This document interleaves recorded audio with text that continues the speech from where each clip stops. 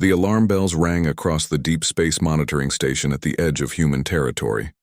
Commander Jake Morrison jumped from his chair and rushed to the main control room. His coffee mug crashed to the floor, but he did not care. The warning. Lights were flashing red, and that meant only one thing. Something was coming. "What do we have, Peters?" Jake asked his sensor officer. Lieutenant Sam Peters was sweating as he stared at his screen. His hands moved quickly over the controls, trying to get a better reading. 3 ships, sir, unknown design. They just dropped out of faster-than-light travel about 2 million kilometers from our position. Peters looked up at his commander. "Sir, they are not human ships.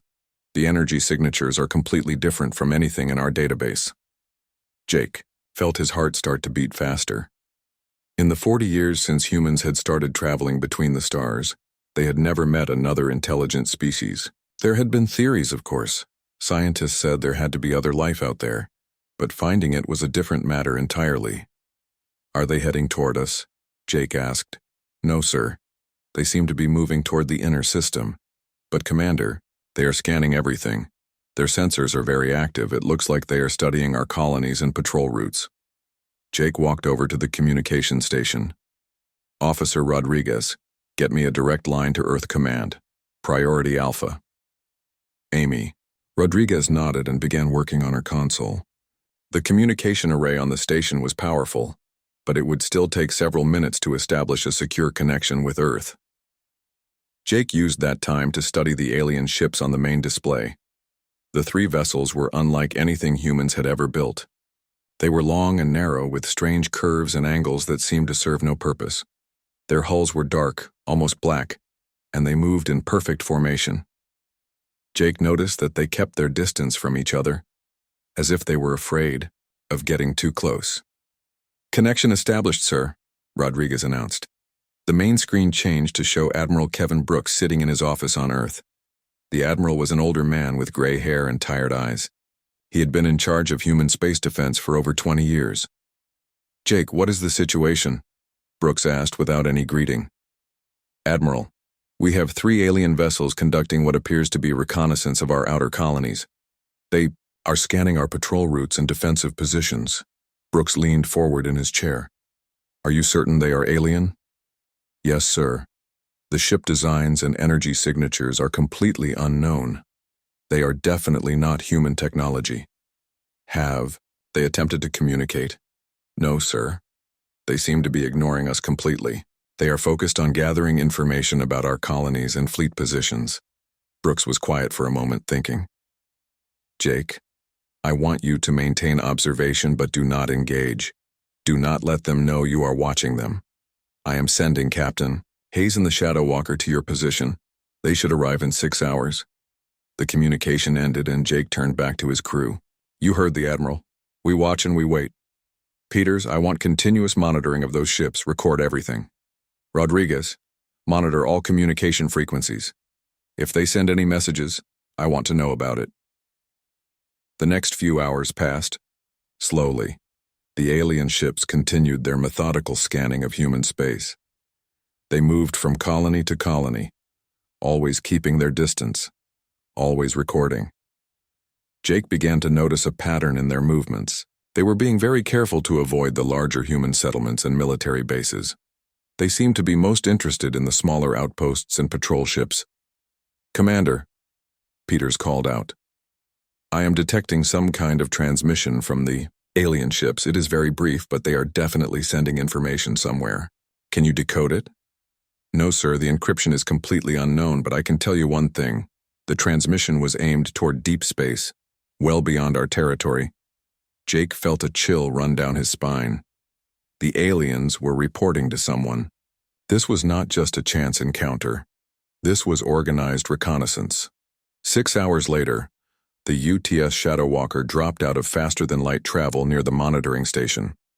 Captain Lisa Hayes commanded the most advanced stealth ship in the human fleet. The Shadow Walker was designed to be invisible to enemy sensors while gathering intelligence.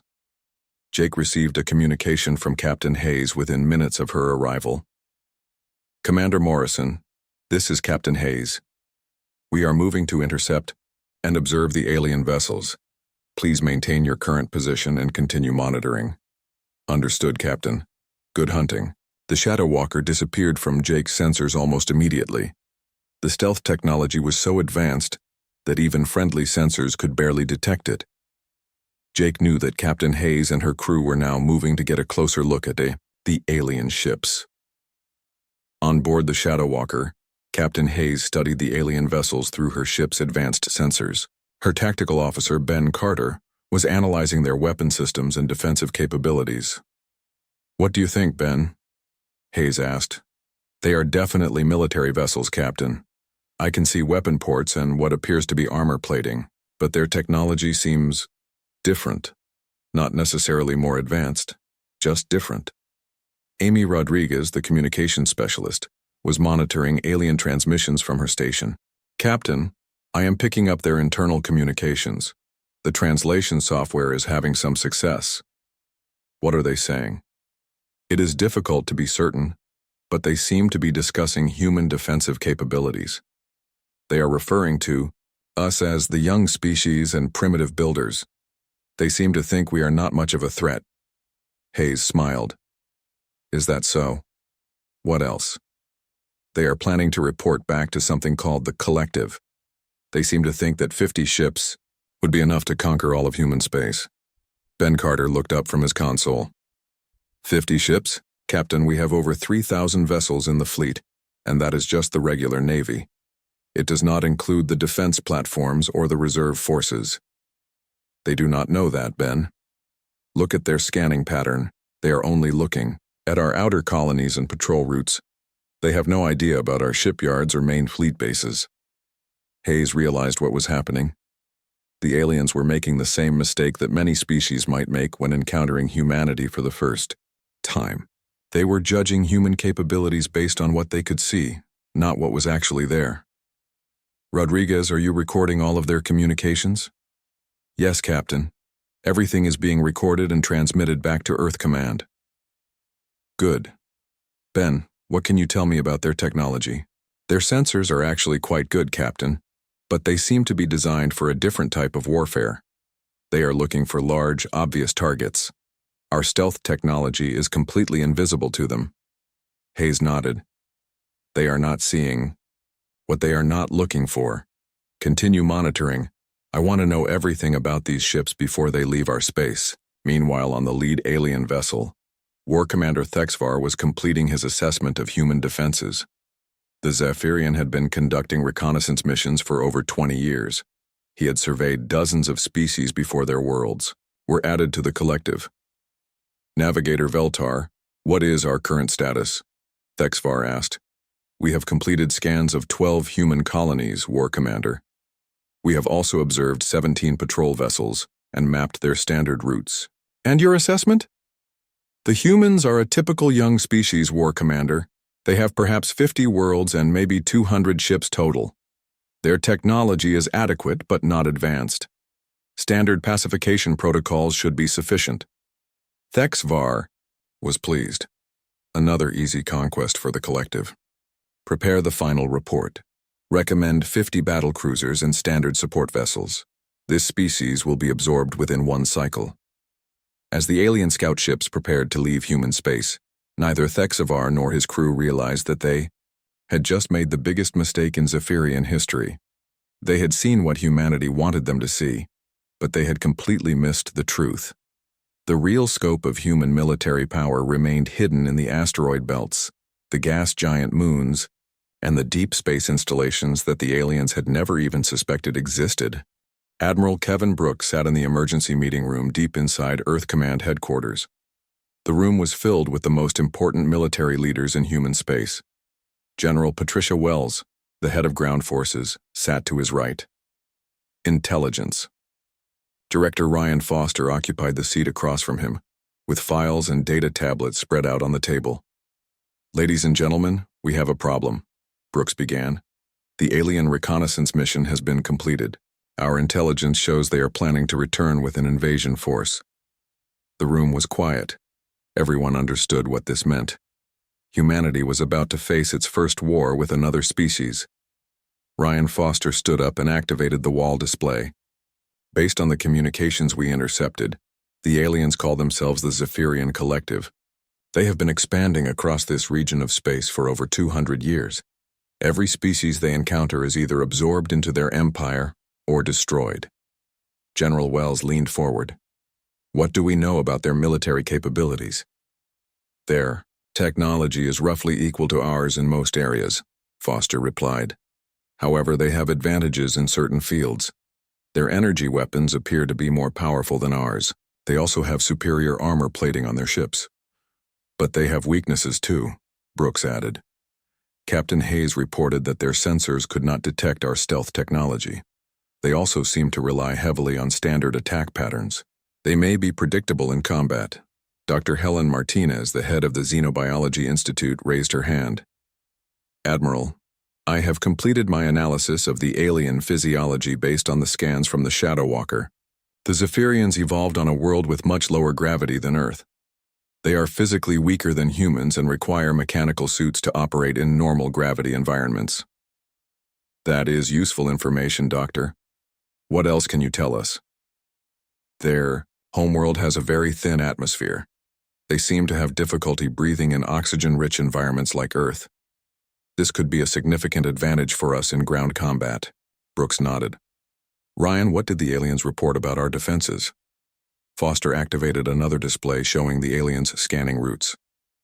They only surveyed our outer colonies and patrol routes. They completely missed our major shipyards, main fleet bases, and defense installations.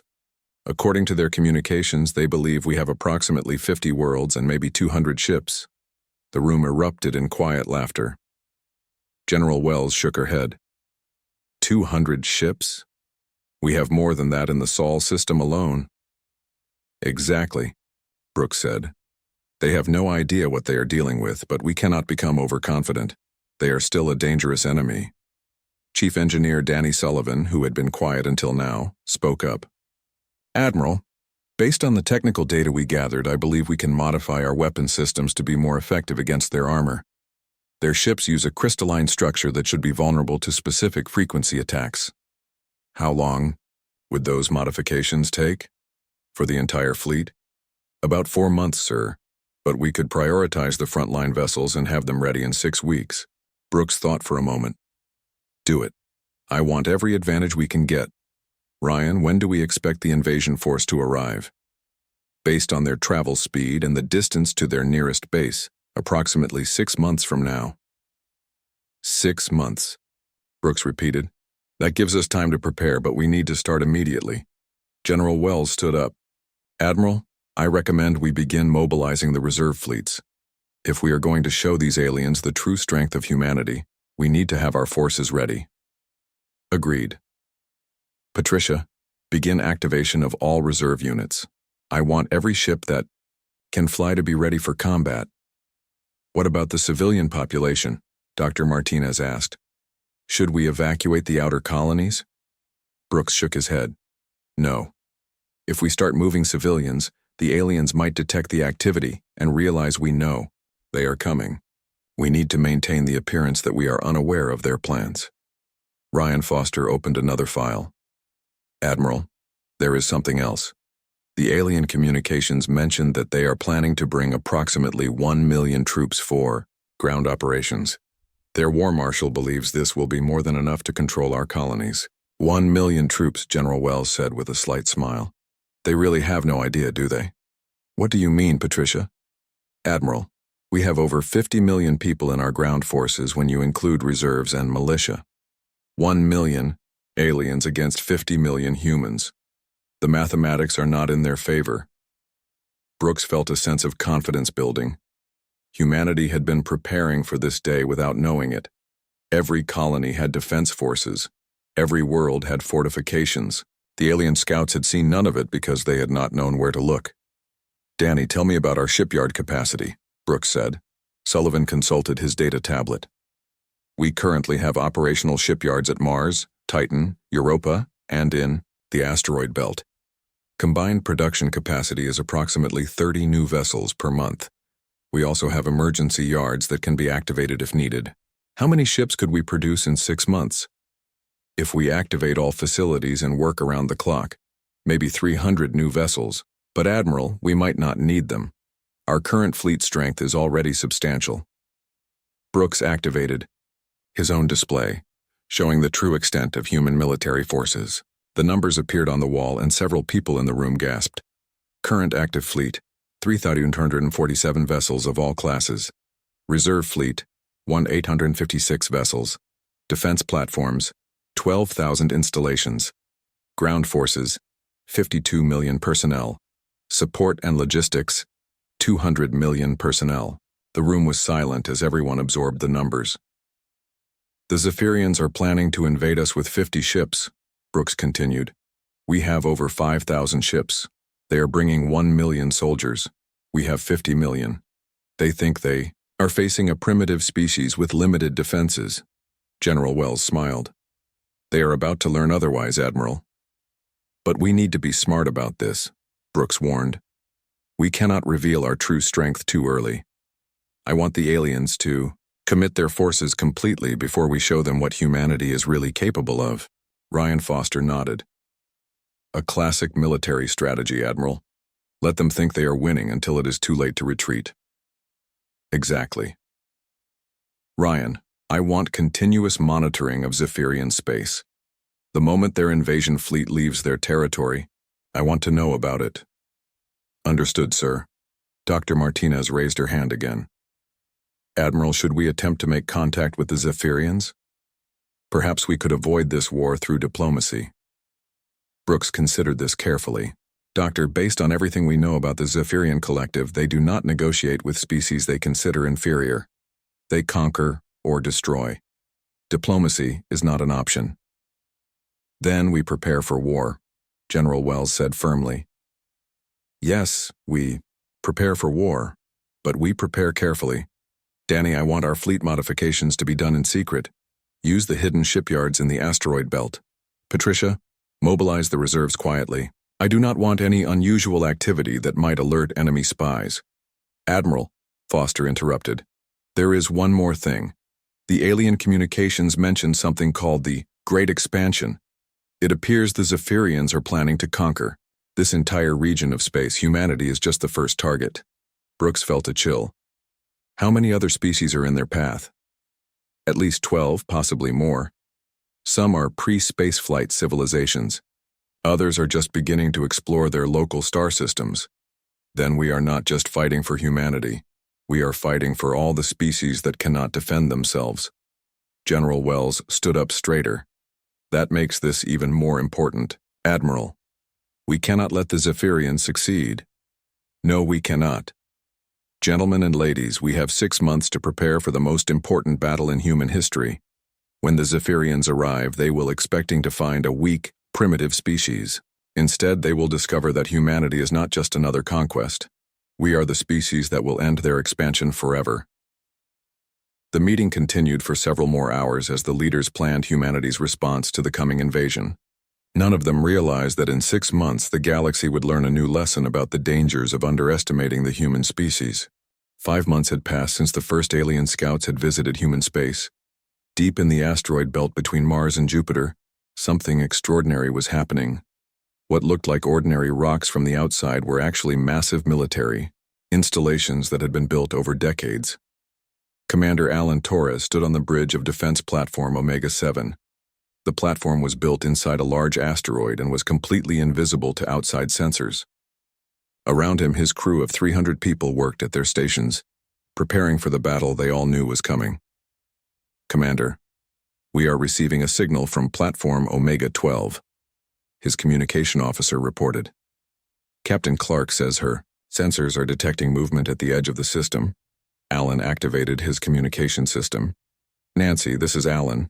What do you see out there?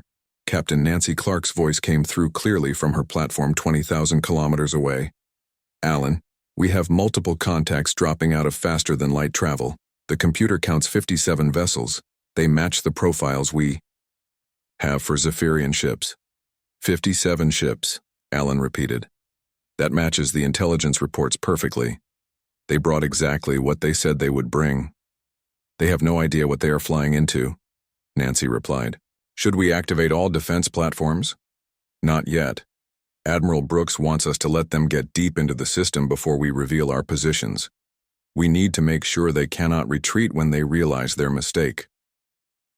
On the lead Zephyrian battlecruiser, War Marshal Kreltoth studied the displays showing human space. He was a veteran commander who had conquered 17 different species during his long career. This was supposed to be an easy victory. Navigation Officer Dalmar. "What is our current position?" Kreltoth asked. "We have entered the outer edge of the human system, War Marshal. Our scouts report minimal resistance. We have detected 12 small patrol vessels, but they are keeping their distance." 12 patrol vessels, Kreltoth said with satisfaction. "Exactly as our intelligence predicted. The humans know they cannot fight us directly." What Kreltoth did not know was that those 12 patrol vessels were commanded by Captain Steve Parker and his fellow officers. They were not running away in fear. They were leading the Zephyrian fleet exactly where the humans wanted them to go. Captain Parker sat on the bridge of the UTS Far Sight, watching his sensors carefully. His intelligence officer, Lieutenant Carol Wright, was recording every detail about the alien fleet formation.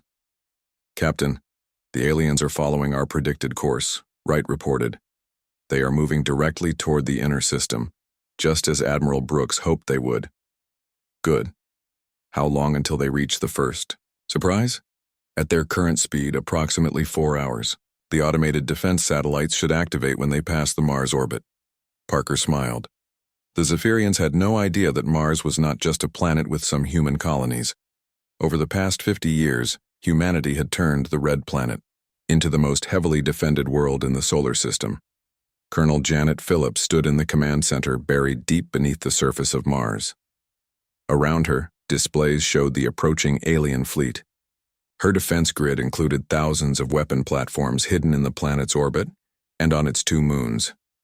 "Colonel, the alien fleet will be in range in 30 minutes, her tactical officer reported. "Have they detected our orbital weapons?" Phillips asked. "No, ma'am. The aliens are using active sensors, but they are only looking for large ships. Our satellites are too small for them to notice." Phillips activated her communication system to contact Admiral Brooks on Earth. "Admiral, the Zephyrian fleet is approaching Mars. Request permission to engage." "Negative, Colonel. Let them pass Mars. We want them to get to Earth orbit before we spring the trap. But be ready to activate your defenses when I give the order." "Understood, sir." As the Zephyrian fleet passed Mars, Kreltoth was pleased to see that the humans had not tried to defend the planet. His intelligence had been correct. The humans were too weak to offer serious resistance. "War Commander," his sensor officer reported, "we are detecting some unusual readings from the asteroid belt." "What kind of readings?" "Energy signatures, sir, but they are very faint. It might just be natural electromagnetic activity." Kreltoth dismissed the report. Asteroids were just rocks. They could not pose any threat to his powerful fleet. Inside Defense Platform Omega-7, Commander Torres watched the alien ships pass through the asteroid belt. The Zephyrians flew right between dozens of hidden human installations without detecting a single one. "Nancy, are you seeing this?"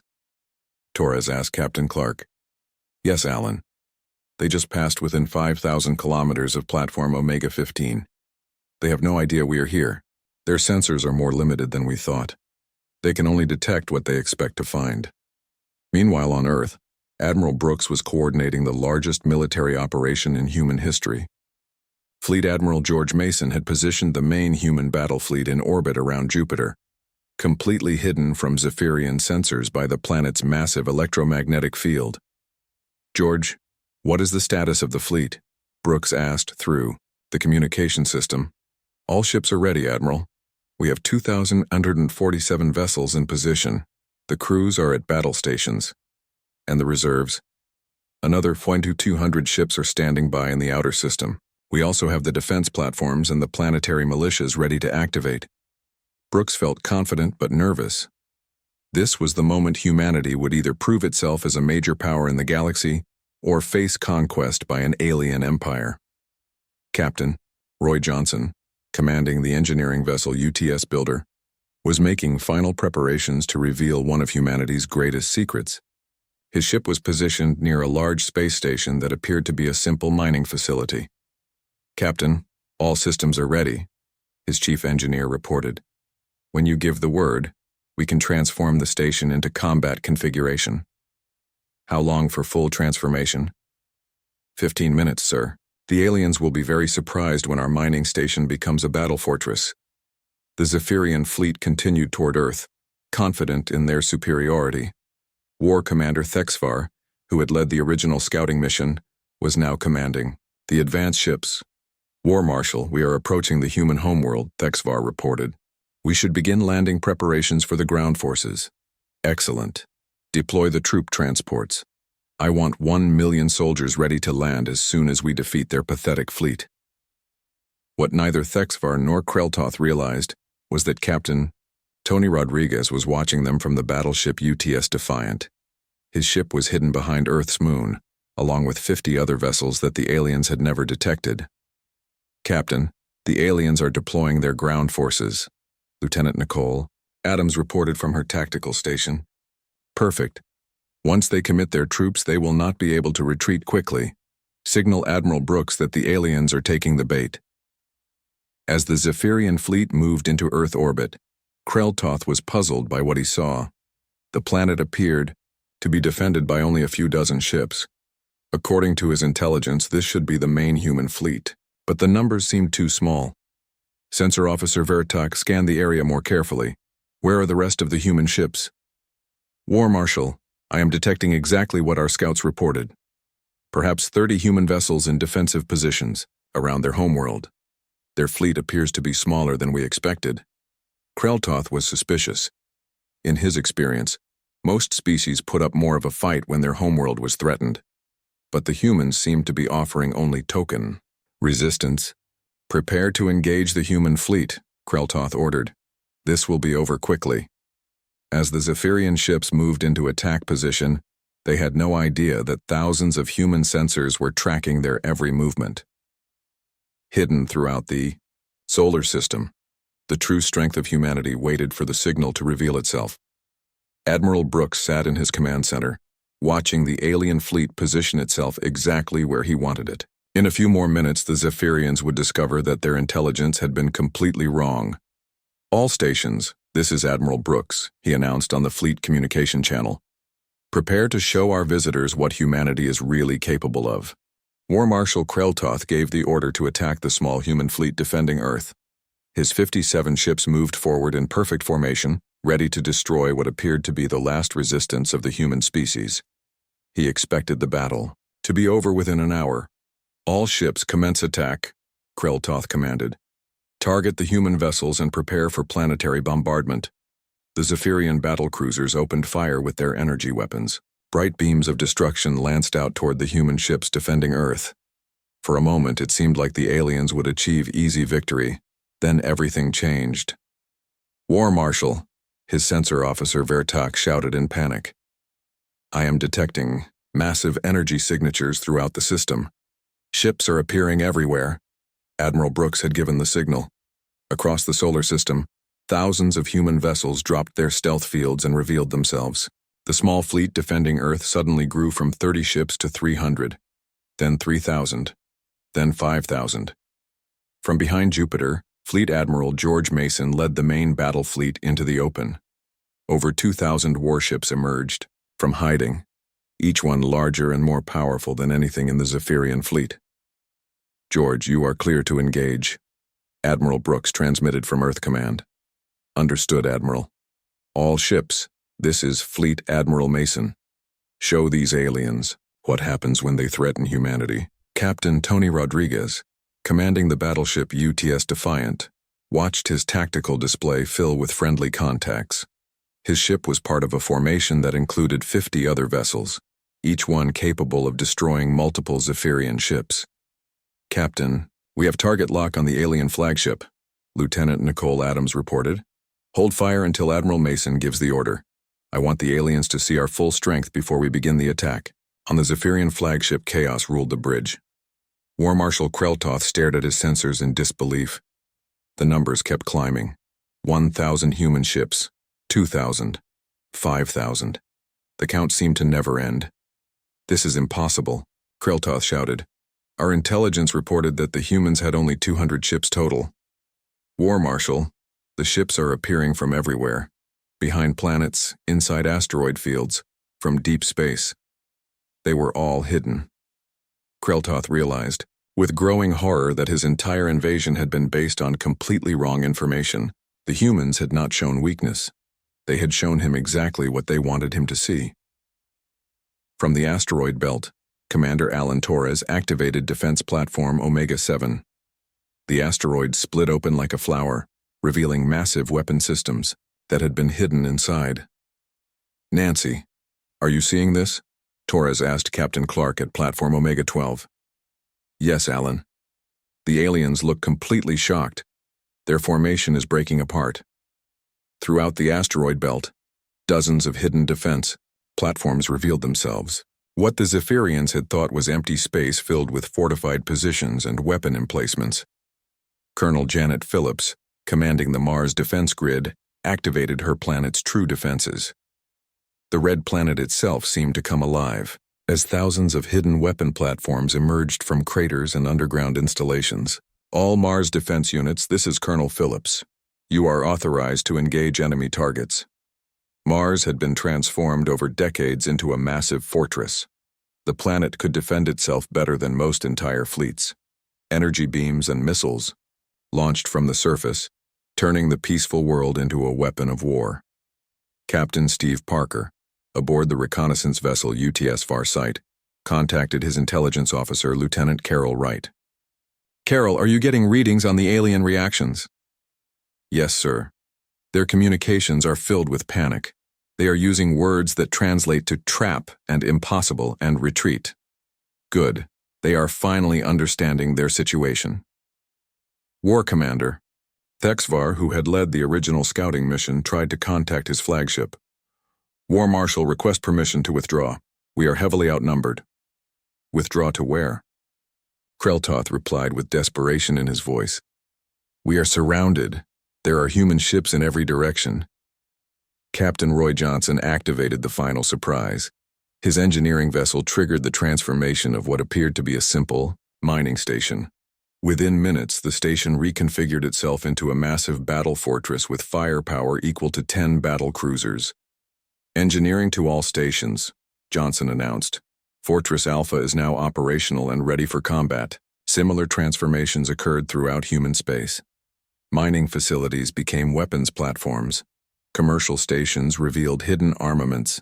Even civilian ships activated defensive systems that the aliens had never suspected existed. Engineer Mary Thompson, working from a hidden installation in the asteroid belt, activated the most impressive surprise of all. Asteroids throughout the belt began to move, revealing themselves to be massive railgun installations capable of launching projectiles at incredible speeds. "All railgun platforms, this is Control Station Delta. You are cleared to demonstrate our capabilities." The asteroids fired simultaneously. Hundreds of projectiles streaked through space, not aimed at the alien ships but fired in demonstration patterns that showed the incredible precision and power of human weapons. Commander Greg Patterson, leading a squadron of human fighters, received orders to demonstrate the true size of humanity's small craft forces. "All fighter wings, launch for demonstration flight." From hidden bays throughout the system, fighters began launching. Not dozens as the aliens expected, but thousands. The space around Earth filled with small, fast human ships moving in perfect coordination. War Marshal Kreltoth watched his sensor displays with growing terror. The human fighters were not attacking. They were showing off, flying in formations that spelled out messages, performing maneuvers that demonstrated their superior training and coordination. "How many fighters do they have?" Kreltoth asked his tactical officer. "War Marshal, the count has exceeded 10,000 and is still climbing. This is far beyond our intelligence estimates." "Our intelligence was completely wrong about everything." Admiral Brooks opened a communication channel to the Zephyrian fleet. His voice was calm and confident as he spoke to the aliens who had come to conquer humanity. "War Marshal Kreltoth, this is Admiral Brooks of the Terran Defense Fleet. I believe you are beginning to understand your situation." "Admiral Brooks, We were told that humanity was a primitive species with limited defenses. Your scouts saw exactly what we wanted them to see, War Marshal. You observed our outer patrol routes and border colonies. You never suspected that those were just the visible portion of our defenses. Captain Chris Evans, commanding the heavy cruiser UTS Resolute, moved his ship closer to the alien flagship. His vessel alone was larger than 3 Zephyrian battlecruisers combined. War Marshal, allow me to explain the reality of your situation, Admiral Brooks continued. You brought 57 ships to conquer humanity. We have over 5,000 ships currently in this system, with thousands more that can arrive within hours. You brought 1 million soldiers to occupy our worlds. We have over 50 million military personnel with hundreds of millions more in reserve and militia forces. You thought you were invading a weak, primitive species. Instead, you have encountered a civilization that has been preparing for this moment for decades. War Marshal Krell Toth felt his confidence completely shatter. Everything the collective knew about humanity was wrong. They were not weak. They were not primitive. They were possibly the most powerful military force the Zephyrians had ever encountered. Admiral Brooks, what? What do you want from us? That is a very good question, War Marshal. Captain Barry Hill, please demonstrate our firepower. Captain Hill, commanding a battle group of 12 vessels, targeted a large asteroid in empty space. All ships concentrate fire on target asteroid. The human ships fired simultaneously. The asteroid, which was several kilometers across, simply disappeared, vaporized completely by the combined firepower of just 12 human vessels. War Marshal, that demonstration used less than 1% of our available firepower. I hope you understand what that means. Krell Toth understood perfectly. The humans could destroy his entire fleet without effort. They were allowing him to live only because they chose to do so. What are your terms, Admiral? War Marshal Krell Toth waited for Admiral Brooks to answer his question about terms. Around him, his bridge crew sat in stunned silence.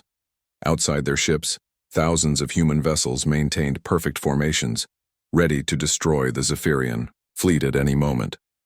My terms are simple, War Marshal, Admiral Brooks replied. You will immediately withdraw all Zephyrian forces from human space. You will return to your territory and inform your leaders that humanity is not available for conquest. Admiral, I understand. But my superiors will want to know about your military capabilities. They will ask questions. You may tell them whatever you wish about what you have seen here today. In fact, I encourage you to be completely honest about our strength.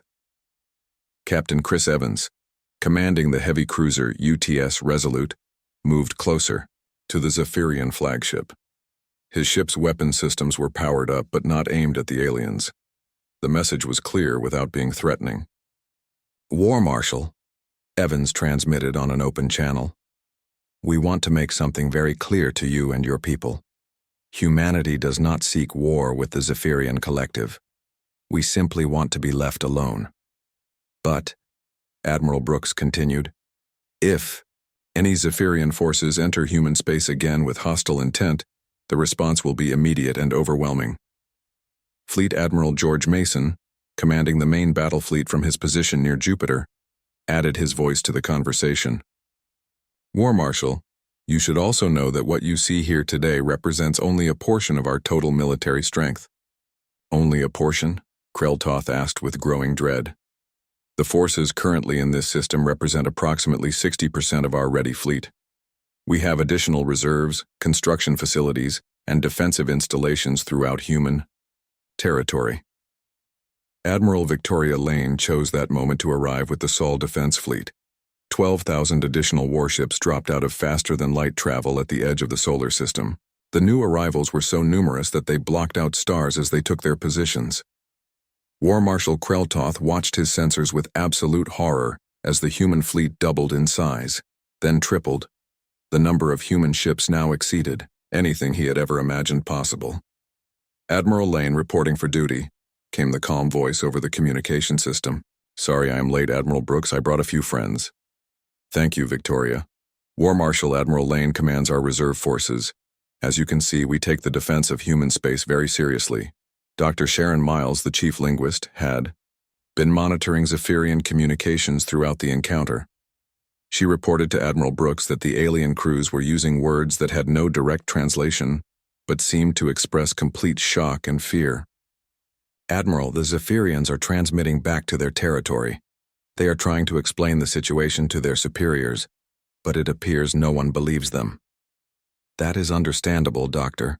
If someone had told me that a species could hide this many ships, I might not have believed it either." Captain Barry Hill demonstrated human technological superiority one more time. His battle group of 12 ships performed maneuvers that should have been impossible for vessels of their size. They moved like dancers, turning and spinning in perfect coordination while maintaining their weapons lock on multiple targets. "War Marshal, do you see how our ships move?" Hill asked. "We have been preparing for interstellar warfare for many decades. Every human vessel is equipped with the most advanced technology we can build." War Commander Thexvar, who had led the original scouting mission, finally understood the magnitude of his failure. "War Marshal, our intelligence was not just wrong. It was completely backwards. The humans are not a primitive species. They may be more advanced than we are." "I know, Thexvar. The question now is how we survive this situation."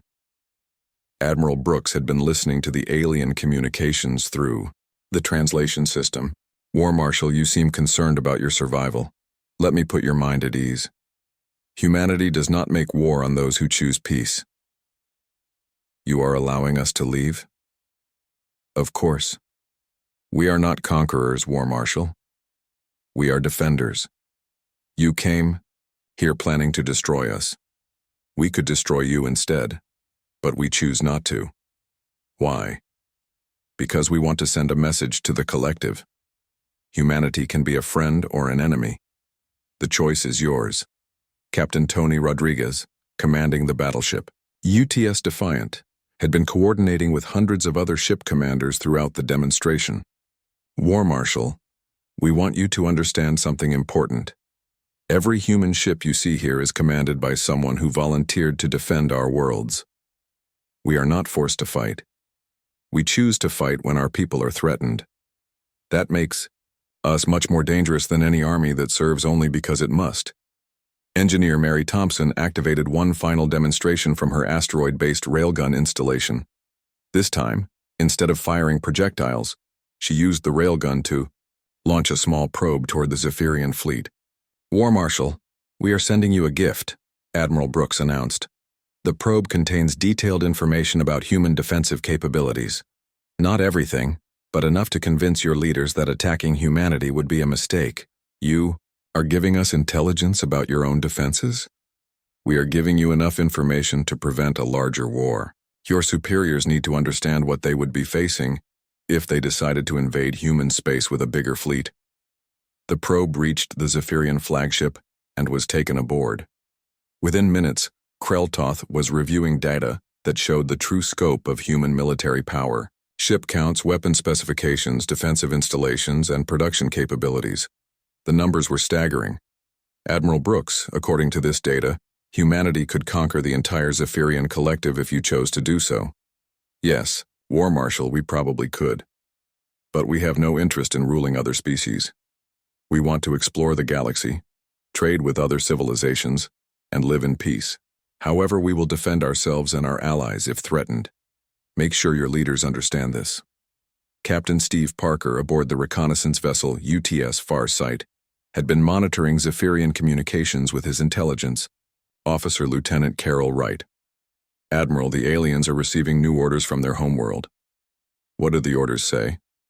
"Complete withdrawal from human space, and a recommendation to avoid this region of the galaxy entirely."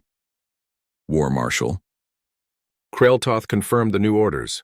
"Admiral Brooks, I have been instructed to withdraw immediately and report to the collective leadership. We will not trouble human space again." "That is wise, War Marshal. But remember, this does not have to be the end of contact between our species. If the collective ever wishes to establish peaceful relations with humanity, you know where to find us." As the Zephyrian fleet prepared to leave, War Commander Thexvar made one final transmission. "Admiral Brooks, may I ask you a question?" "Of course. How long have you been preparing for this kind of war?" Admiral Brooks smiled. War Commander, humanity has been preparing for war since we first looked up at the stars and wondered what might be out there. We hoped for friends, but we prepared for enemies. Every human colony has defenses. Every human world can be a fortress. Every human ship is built for combat. We learned long ago that the universe can be a dangerous place. The Zephyrian fleet began moving toward the edge of the solar system. As they left, Admiral Brooks gave one final demonstration of human power. Every ship in the combined fleet fired their weapons simultaneously, but aimed away from the aliens. The combined energy discharge lit up space like a new star. War Marshal, that was our way of saying goodbye, safe travels. As the alien ships disappeared into faster-than-light travel, Admiral Brooks reflected on what had just happened. Humanity had faced its first contact with a hostile alien species, and had won without firing a shot in anger. All ships, this is Admiral Brooks. Stand down from combat alert. Return to your assigned positions. Well done, everyone. Throughout human space, the massive fleet began to disperse. Ships returned to hidden bases. Defense platforms concealed themselves once again. Within hours, human space looked exactly as it had before the Zephyrian arrival. But now the galaxy knew the truth. Humanity was not a primitive species waiting to be conquered. They were a sleeping giant that had awakened to defend itself and anyone else who needed protection. The message would spread. Other species would learn that humans were not victims. They were protectors. And in the far reaches of space, the Zephyrian collective would spend many years reconsidering their expansion, plans knowing that somewhere in the galaxy, humanity was watching and waiting.